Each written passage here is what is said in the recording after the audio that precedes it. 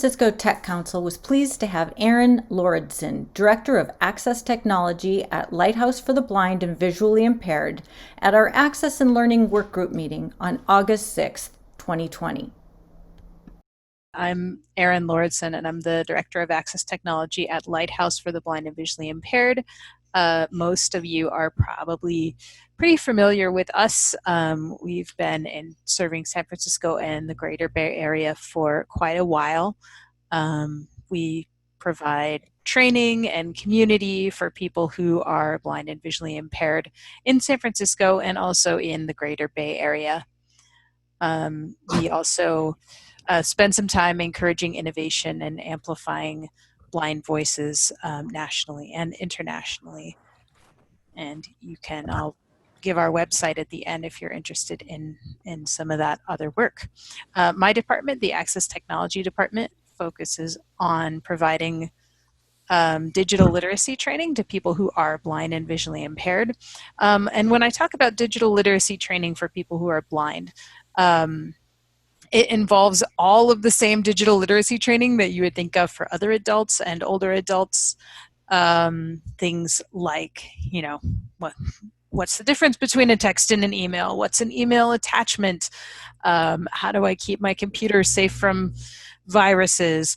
What's the deal with all these phone apps? All of that stuff combined with how do I access this technology and this digital content with my blindness or low vision. So that generally involves either use of things like high contrast, magnification, dark mode, any combination thereof to accommodate someone's changing or low vision, or the use of screen readers, which is software which speaks text on the screen strategically. And a lot of the learning curve for people who are blind and visually impaired is getting these technologies to access the parts of our digital interface that we want at any given moment. Right now I'm using keystrokes to stop my screen reader from reading the chats that you all are sending, and other keystrokes to get it to read the notes on my slides that I do want to hear. I'll talk about our new programs during shelter in place. We have ramped up very quickly with a lot of different things, and I appreciate the chance to talk with this group that is focused on learning, and I'm going to try to highlight a few things that are working well and a few challenges that we've run into, because I'm interested in others' solutions as well.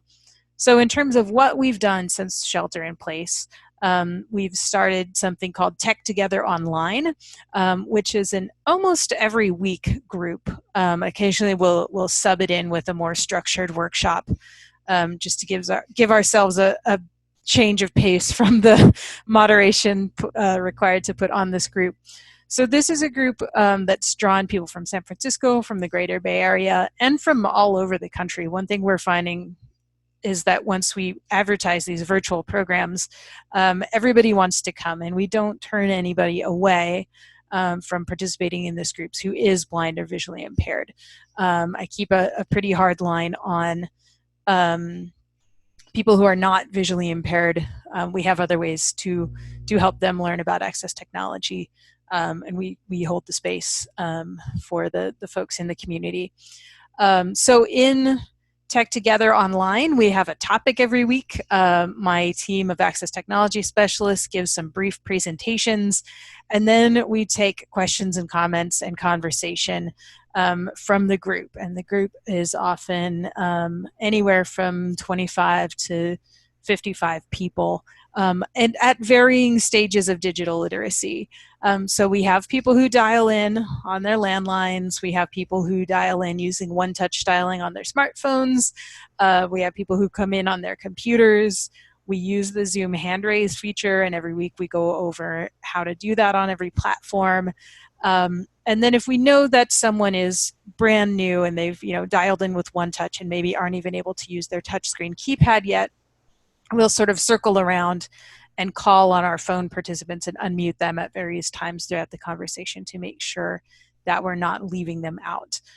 So this has covered things like accessing news and information. If you click through to a news link, how to know where it comes from, that sort of thing. Accessing food delivery services, entertainment, games, communication, all sorts of things that are relevant to shelter in place or just kind of general skill building that we can do in a collective way. Along with Tech Together, we launched Tecnología para Todos, and I'm sorry about my Spanish pronunciation, as well. And this, it just so happened that we had just made a hire of a new access technology specialist right before shelter in place, who is bilingual in English and Spanish and was tasked with ramping up our Spanish language access technology programming. We have run into some challenges in that space in terms of just a lot of our learners who are Spanish speakers are brand new to the digital literacy space. And so they are needing to dial in, and kind of like Amber highlighted, how do you get that Zoom ID to someone who doesn't yet have a note-taking system for themselves? So we're having to be creative and do things like mail some digital recorders to people so that they can record the Zoom information. We've also been exploring different dial-out solutions. We've used one called Uber Conference for some of our events, which has a dial-out functionality. So that group has started a little smaller and tends to be more focused on a specific topic presentation style with questions. And then along with those two groups, we have virtual one-on-one training. And this is where our instructors are meeting with people virtually via whatever communication connectivity they have to train them on whatever device they have. So if those two things are the same device, there are some challenges, especially if the person's trying to learn to use a screen reader and we are calling them on the smartphone, so they're trying to listen to us and listen to the smartphone screen reader out of the same speaker or headphone. That is tricky for beginning learners. So if there is a landline available, if there is a smart speaker available that can make a voice call, if there is a second phone in the household that someone else has, we try to use two devices, one to talk on and one for the person to learn on. But obviously that's not always the case, and sometimes someone only has one device, and so the instructor might use their Google Voice on the PC to call the student, demo on the instructor's device, let the student sort of hear and talk through the skill set, and then let them go try it and call back with questions or successes. So it's a little tricky to negotiate that, but we've been doing what we can. All right, so next slide is some of the big and little wins that we've been seeing through this. One is just the high level of community engagement. People are keen to connect during this time, and also just keen to learn during this time. If maybe before this complex smartphone that someone had seemed, the learning curve seemed high and they were making phone calls with Siri, but maybe they weren't ready to take the time to learn to use their screen reader and access apps and information. But now as so many things are digital and that's more critical, we're just finding that our learners are pretty motivated and our community is pretty engaged with us in this process. Also, just from a sort of program implementation perspective, the cancellation rates have gone down because we've taken transportation out of the equation. So as long as someone is well and near their phone, we've seen a higher rate of participation. Definitely the participation rates for any group events have gone way up, and just the cancellation rates for individual instruction have gone down. Another cool thing is just seeing the incremental progress in the ways that people engage with us. So we've had participants who start out dialing in on the Zoom meeting, and we need to unmute them and check in with them because they don't know how to yet press *9 to raise their Zoom hand. And then a few weeks later, we will see them raise their Zoom hand, or they'll go from just being a phone number that calls in that we label with their name to a few weeks later, they call in with the app and they've put in their own username. So there's just some tangible ways that we get to see people applying the skills that they're working on and their growth in ways that we don't always have that continuity when they come in for a few lessons in person, find out what they need to know, and then go happily on their way. But the extended group participation has really let us see that growth and celebrate it along with them. All right, so the next slide is the flip side of that. And that is some of the challenges that we've run into in trying to very quickly scale this virtual programming without a lot of time to sort of anticipate or plan for what these challenges might be. We just had to do it. Part of the expectation with keeping everyone working while working from home was that we would just reach as many people as we could, as consistently as we could. And so we've just scaled without a lot of time to reflect necessarily kind of adjusting as we go along. So some of the things that we've run into are engaging help. If a student, let's say, doesn't know their passcode for their phone, is physically confused about what a gesture should be and needs someone to physically demonstrate, sometimes when in typical times when we're instructing, a student and instructor might ask for consent to touch each other's hand and show the student what a swipe or a tap or a double tap should feel like. And of course, we can't do that over video or phone. So there's been a need to engage friends and family in the students' lessons. And to be honest, we usually, Carla, does this mean I'm talking too long? Give me the high sign if I'm running along here. But we'll usually, try to get friends and family actually to step back and not sit in on the lesson with Mr. Smith. Let him, independently learn to use his device. But while we're remote, we're finding that friends and family can really be helpful in this process and finding ways of engaging them that doesn't decenter the instruction and the conversation. Passing, but I have not looked at it. From the student. So remaining person-centered and still, using the help that's available in a way that doesn't disempower our students. I think we're still feeling that out. Can you all still hear me okay? I forgot to put stuff up on the calendar. Yes. Okay. I hear We have a little bit of background noise. I'm sorry. Everybody, Okay. could you please mute your microphones if you are not Aaron? Angela, can you mute your microphone? Sorry, I was supposed to listen to this, but not really. I can come back later. All right. So the next challenge we faced, I think, is the challenge that we're all facing, which is creating that entry point to access for people who don't have any connectivity.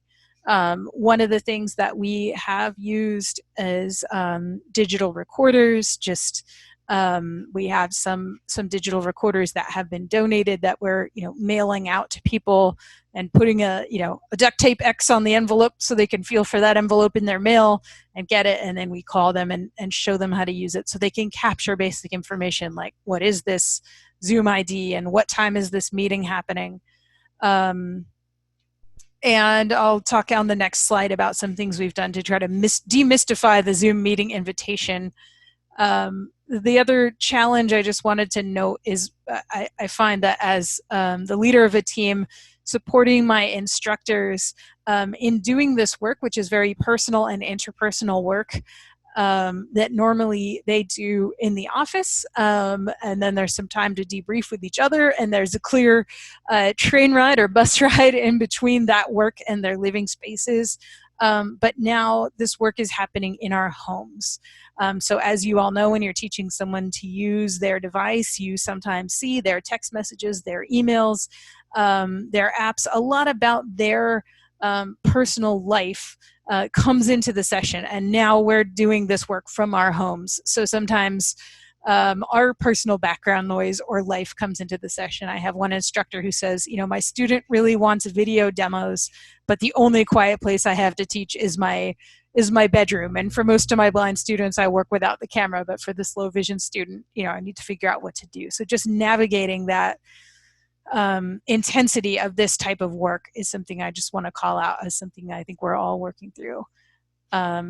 Okay, so then we have one more slide here, which is adapting to the challenges. And just really quickly, we've done an intro to access technology video class where we do use lots of demo videos. We turn our videos on and show things, and we invite our students to bring their friends and family with them, so that if they do want to engage a spouse, a partner, a friend, a neighbor in the learning process, that person has the understanding of sort of what's possible and a little bit of how things work, so there's not as much friction in that engagement if they're sharing a device at home or assisting with things like learning the screen reader gestures. I've developed a plain language Zoom invitation, which is something I saw someone else kind of start, and I rebuilt that. So basically for all our Zoom meetings, we don't just copy the Zoom invitation from Zoom. We send out something that says, you know, if you are calling from, you know, if you're joining from your computer or a smartphone that has the Zoom app, then you should activate this link. And we put in the link to that Zoom meeting. You know, if you're calling from your smartphone, but you don't have the Zoom app installed, you know, tap this link to do the one-touch dial so that it punches in that long PIN code for you. If you're calling from your landline, or if those other methods aren't working, then you call this phone number and type in this Zoom ID. So just sort of spelling it out so that people can be more likely to understand rather than just getting this blob of links and numbers and 16, you know, we've gotten some feedback like, don't send me 16 possible dial-in numbers for different locations. I get confused, just send me one. So we've changed the way that we push out our Zoom invitations. We have a statewide network of blindness access technology trainers that we meet with every month. That was a meeting that was kind of fledgling before this work from home, but man, now it's like the highlight of the month because everyone is sort of facing these same problems and is just sharing solutions and information as quickly as we can for some of these workarounds. And then the final thing that we're doing is just starting our planning process.